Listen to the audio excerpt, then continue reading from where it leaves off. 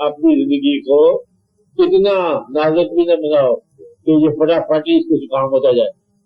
जिंदगी अल्लाह के फजल का नाम रखो, और अल्लाह का फजल जो है इसका सबूत क्या होगा? आप राज में लाने की सलाहियत पैदा कर लो, तो अल्लाह का फजल है।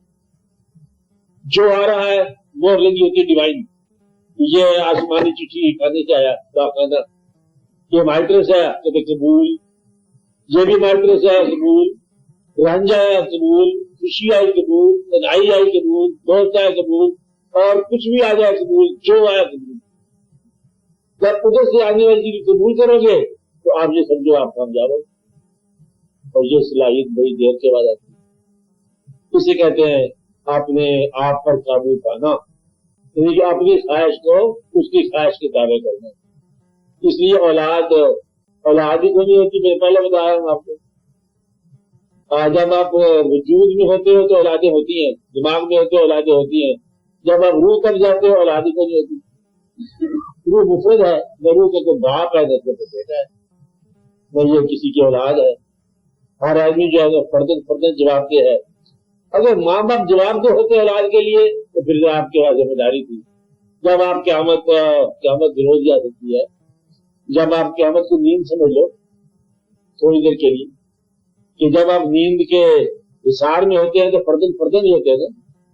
जब आप अल्लाह के रूबरू जाएंगे फर्दन, तो फिर आपसे आपका बोझ पूछा जाएगा। बुला तजरो बाजरे, कोई किसी का बोझ उठाने वाला नहीं होता।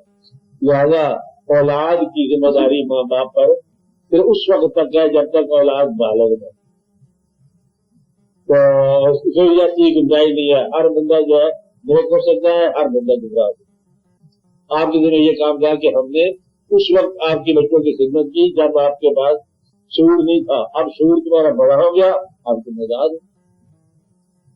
अब वो अपने तौर पर जवाबदेह है। अपने तौर पर क्या है? जवाबदेह है। अपनी ये जिंदगी उनकी आजाद है, उनके लिए दुआ करो, उनकी सबकी इस्लाह करो, रोक नहीं सकते आप।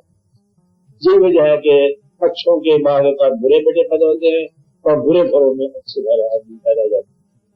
इस तरह जिंदगी से मौत पैदा हो जाती है, मौत से जिंदगी पैदा हो जाती है। इस तरह ईवल से गुड पैदा हो जाता है, गुड से ईवल पैदा हो जाती है। एंड गुड माहौल में एक बैड आदमी आ सकता है, एंड बैड माहौल में एक गुड पैदा हो सकता है।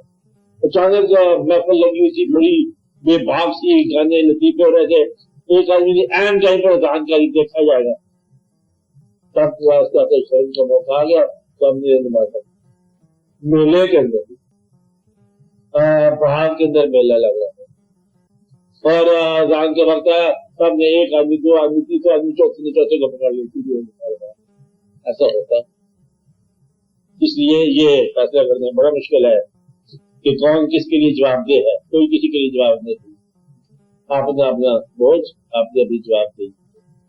बात यह है कि कोई किसी के लिए जवाबदेह नहीं है, ये पता है आपको।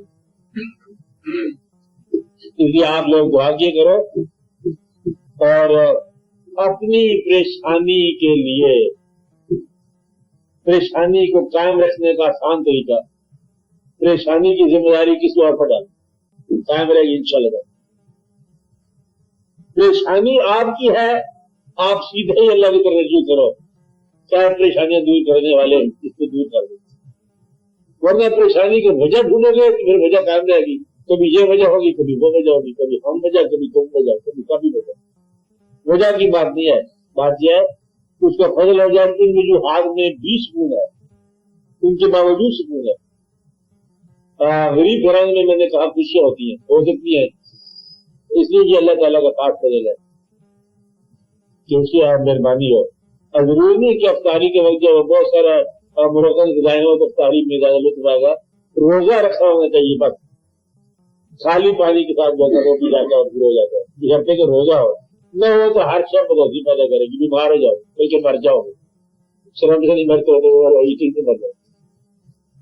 एक तो वादा कर देना आपने कि अगर रोजा न रखा जाए तो अफ्तारी नहीं करनी कहीं भी। ये वादा का हो चुका आपको न अफ्तारी में बुलाना किसी को, न किसी का जाना है। वरना वो बड़ा गुस्ताख इंसान है जो रोजा नहीं रखता और अफ्तारी का इंतजाम में शामिल रहता है। तो मैं बीमार हूँ, आप मुझसे बीमार है, क्योंकि आप रोजा नहीं रखते की बीमारी है ना, आप ये अफ्तारी में तैयारी में अफ्तारी कम कोई चीज जो अल्लाह ताला के کام کی وجہ سے ہے وہ ان لوگوں پر ہے جو اس کو بہتر ہے. بات ہے. میں نے کہا ابھی پترا تو اپنی پریشانی کے لیے آپ دوسرے کو انسٹیبل کرانے کا خیال نکالو تاکہ اس سے نجات ہو جائے, ورنہ قائم رہ جاتی ہے.